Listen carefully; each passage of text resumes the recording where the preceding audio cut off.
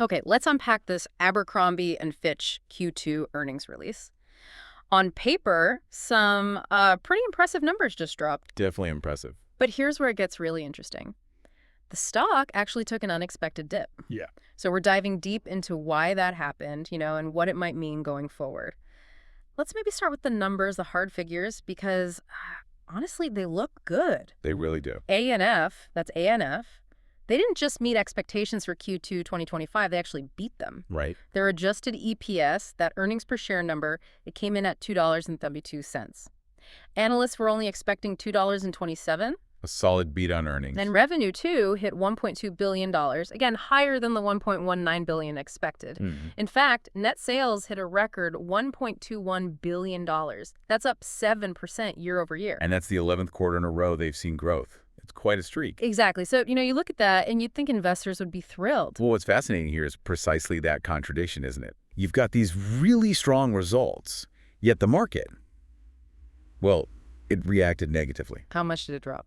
The stock fell just under 4% in pre-market trading, went from about $96.74 down to $89.55. Okay, so not a crash, but definitely noticeable given the positive results. Exactly. And it often signals that investors are looking past the immediate numbers. They're digging into the future growth picture or maybe some broader concerns. That's right, trying to price in challenges that aren't obvious just from the headline figures. So that forces us to ask, what else was in that report?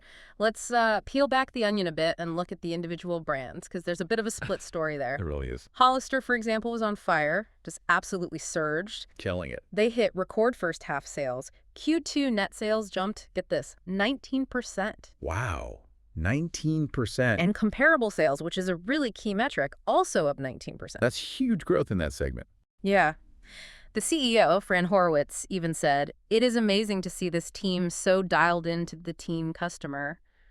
Things like Lollapalooza, the Collegiate Collection, they seem to know what they're doing there. But then you look at Abercrombie, the main brand.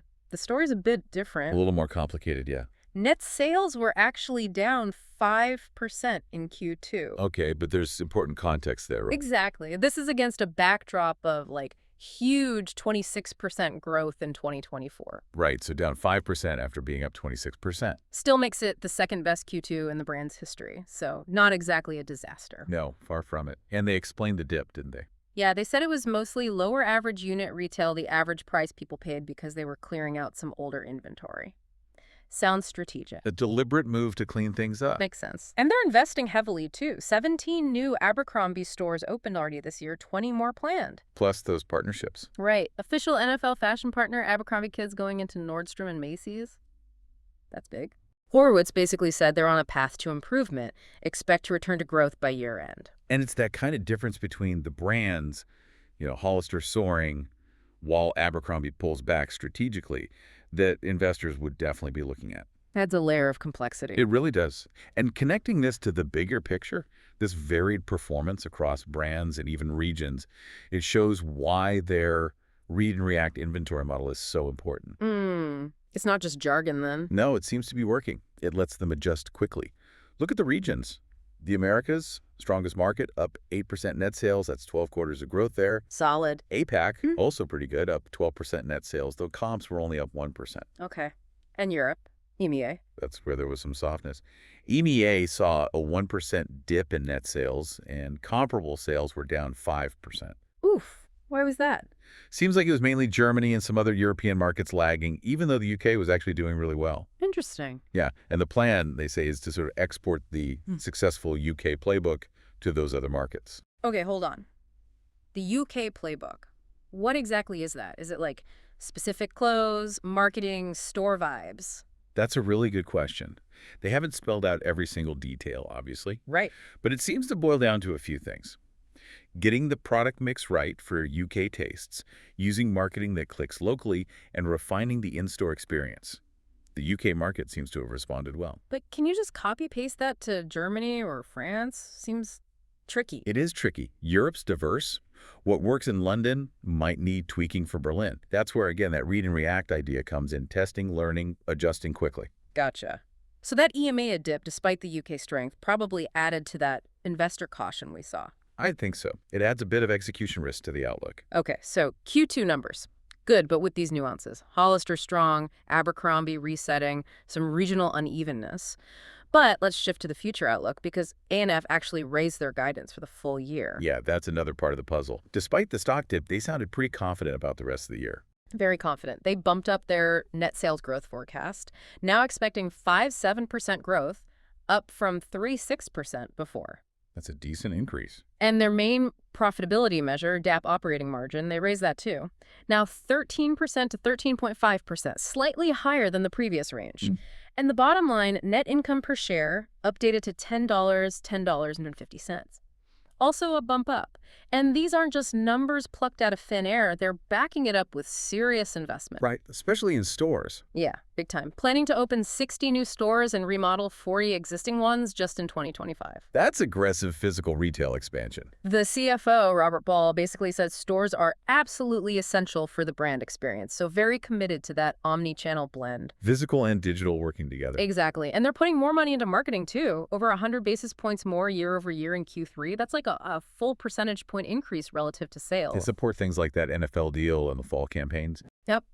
And also giving back to shareholders, targeting $400 million in share buybacks for the year. They've already done $250 million. So investing in growth and returning capital, it is an aggressive plan. But there's a rather large elephant in the room, isn't there? One that definitely played into that market reaction. Let me guess. Tariffs. Bingo. They flagged a significant $90 million tariff impact expected for 2025. $90 million. Wow. How much does that hurt their margin? They estimate it'll hit their full-year operating margin by about 170 basis points. That's substantial. 1.7 percentage points right off the margin. It's a big headwind. And it raises the obvious question.